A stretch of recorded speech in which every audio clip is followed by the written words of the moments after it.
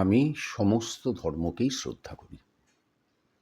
কারণ আমি বিশ্বাস করি পৃথিবীতে প্রত্যেকটা ধর্মের জন্ম হয়েছে প্রচলিত ব্যবস্থার বিরুদ্ধে বিদ্রোহ করে, প্রচলিত ব্যবস্থার থেকে উন্নততর ব্যবস্থার আগমন ঘটানোর লক্ষ্যে। ইসলামও তাই, ক্রিশ্চিয়ানিটিও তাই, বুদ্ধিজমও তাই। সেই অর্থে হিন্দু ধর্মের কোনো জন্মক্ষণ পাওয়া যায় না, কিন্তু প্রাচীন ঋক, সাম, এই যে বেদগুলো, এই বেদগুলোতে এই উত্তরণের কথাই বলা আছে। সুতরাং ইসলামের সঙ্গে আমার কোনো বিরোধ নেই। আমি কোনো অবস্থাতেই ইসলামকে ছোট করতেও চাই না, এবং হজরত মোহাম্মদ রসুলকে ছোট করবার কোনো অভিপ্রায় আমার নেই, অতীতেও ছিল না, আজও নেই। আমি আমার জ্ঞান এবং বুদ্ধিমতে মার্ক্সবাদী হিসেবে ধর্মকে বিজ্ঞানের চোখ দিয়ে দেখি, এবং ধর্মকে বিজ্ঞানের চোখ দিয়ে দেখতে গিয়ে আমি যতটুকু পড়াশোনা করেছি, হতে পারে সেটা নেহাতই কম, হতে পারে আর অনেক কিছু আমার পড়াশোনার বাকি আছে, জানার বাকি আছে, যতটুকু আমি জানি, যতটুকু আমি বুঝেছি, তার ভিত্তিতে দাঁড়িয়ে একটা মন্তব্য করেছি। এবং সেই মন্তব্যে কোথাও আমি ইসলামকে ছোট করিনি, কোথাও আমি হজরত মোহাম্মদ রসুলকে অসম্মানিতও করিনি। আমি কি বলেছি? আমি বলেছি ইসলাম হচ্ছে সবচাইতে আধুনিক ধর্ম প্রচলিত ধর্মগুলোর ভেতরে। কেন আধুনিক?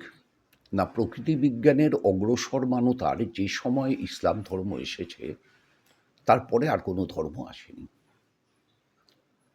ফলে অতীতে কি আপনি দেখতেন যে প্রকৃতি বিজ্ঞানে মানুষ প্রকৃতিকে বুঝতো না বলে গাছ দেবতা হতো, আগুন দেবতা হতো, বৃষ্টি দেবতা হতো।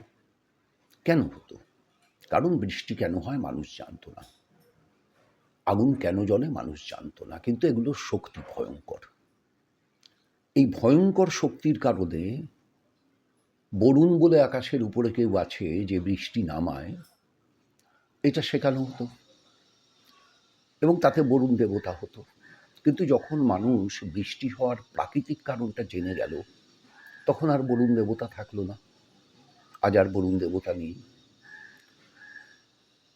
এই যে প্রকৃতি বিজ্ঞান যত অগ্রসর হয়েছে, তত বেশি হচ্ছে পৃথিবীতে যা কিছু মানুষ একসময় বুঝতো না, একসময় মানুষের কাছে অলৌকিক মনে হতো, সেগুলো মানুষের কাছে লৌকিক হয়ে গেছে। এবং ইসলাম ধর্ম প্রকৃতি বিজ্ঞানের এই অগ্রসর সময়ের ফসল।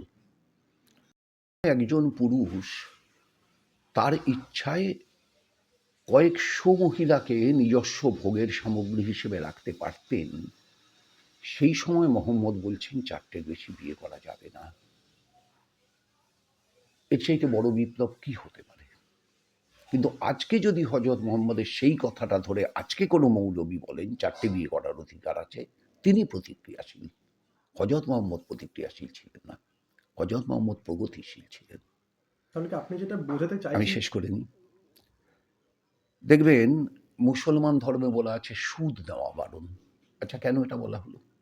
কারণ সেই সময়ের মক্কা থেকে মদিনার ইতিহাস যদি আপনি পড়েন, দেখবেন সেখানে প্রধান শোষণের বিষয়বস্তু ছিল হচ্ছে মহাজনী সুদ, এবং ভয়ঙ্কর রকম সুদের অত্যাচারে প্রজাগণ বা সাধারণেরা তারা অতিষ্ঠ ছিল। সেখানে দাঁড়িয়ে মোহাম্মদ বললেন প্রকৃত মুসলমান সুদ নিতে পারবে না, যার জন্য দেখবেন আজও অনেক ধর্মপ্রাণ মুসলমান ব্যাংকে সেভিংস অ্যাকাউন্ট করে না, সুদ নিতে হবে বলে। এটা তো প্রগতিশীলতা, আধুনিকতা। আমি এই অর্থে ইসলাম ধর্মকে আধুনিক ধর্ম বলেছি, অগ্রসর মানতার প্রতীক বলেছি। আবার একই সঙ্গে এটা বলেছি যে হজরত মোহাম্মদ এই যে অপশাসন দূর করবার জন্য যুদ্ধ ঘোষণা করেছিলেন। সেই সময় তো যুদ্ধ ছাড়া অন্য কোনো উপায়ও ছিল না, তখন তো গণতন্ত্র ছিল না যে নির্বাচনের মধ্যে দিয়ে পরাজিত করবেন, রাজনৈতিক সংগঠন ছিল না যে রাজনৈতিক সংগঠন গড়ে তুলে অপরকে হারাবেন। তাহলে তখন কোনো একটা অঞ্চলকে পাপমুক্ত করতে হলে যুদ্ধই করতে হতো। মহাভারত তো কুরুক্ষেত্রের যুদ্ধই হয়েছে। সুতরাং এই যুদ্ধটা তখনকার ঐতিহাসিক বৈশিষ্ট্য। হজরত মোহাম্মদ এই যুদ্ধের নেতৃত্ব দিয়েছেন। সেই অর্থে আমি বলেছি যে এক হাতে খোলা তলোয়ার আর এক হাতে হাদিসের বাণী।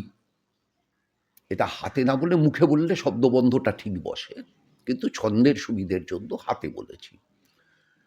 আসলে তিনি যে বাণীগুলো প্রচার করে গেলেন সেগুলোই পরবর্তীকালে হাদিসে কোরআনে অন্তর্ভুক্ত হলো। এই অর্থে এক হাতে হাদিসের বাণী নিয়ে হযরত মুহাম্মদ এগোলেন।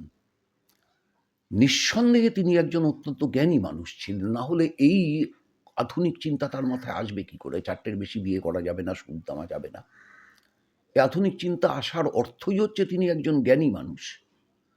কিন্তু কেউ কেউ বুঝলেন আমি হযরত মুহাম্মদকে অশিক্ষিত বলেছি। আমার গোটা ভিডিওটা দেখবেন, কোথাও অশিক্ষিত শব্দটা নেই।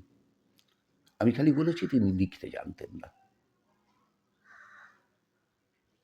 এখন এইটা নিয়ে এত বিতর্কের কি আছে আমি জানি না। তাও আমি ব্যক্তিগতভাবে মনে করি যে যদি ইসলাম ধর্ম আমায় শিখতেই হয় তাহলে পীরজাদা নওশাদ সিদ্দিকী তার সেটা শেখানোর মতো মানুষ।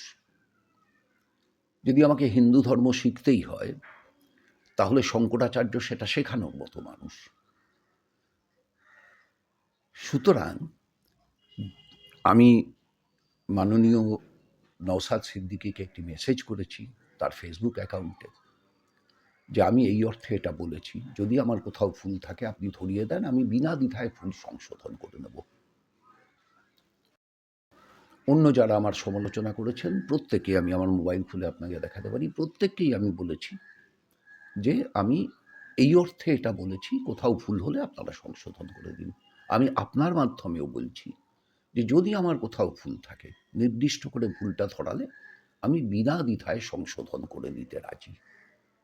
আমার তাতে কোনো আক্ষেপ নেই, কোনো আফসোস নেই। আমি এক মুহূর্তের জন্য মনে করি না আমি সব জানি, আমি সব বুঝি। আমি প্রতিদিন মানুষের সঙ্গে মিশি শিখবার জন্য, বুঝবার জন্য, জানবার জন্য।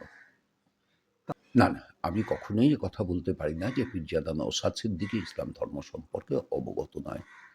আমি ওই যে বললাম, আমি বলেছি এক হাতে খোলা তলোয়ার আর এক হাতে হাদিসের বাণী। এই হাতেটা যদি মুখে হতো তাহলে বোঝাটা আরও বেশি সহজ হতো। কারণ কোরআনের হাদিসের বাণী তো হাতে নিয়ে ঘোরা যায় না, তো মুখে নিয়েই ঘুরতে হয়।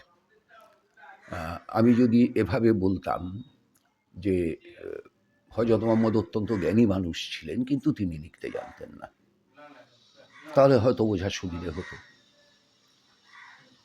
আসলে একটি বাক্য সেটাকে তো ব্যাখ্যা করতে হয়। এই ব্যাখ্যাটায় হয়তো পীরজাদা নওশাদ সিদ্দিকীর ব্যাখ্যার সঙ্গে আমার ব্যাখ্যার ফারাক হয়ে গেল। তবু আমি বলছি আমি তার কাছ থেকে শিখতে চাই।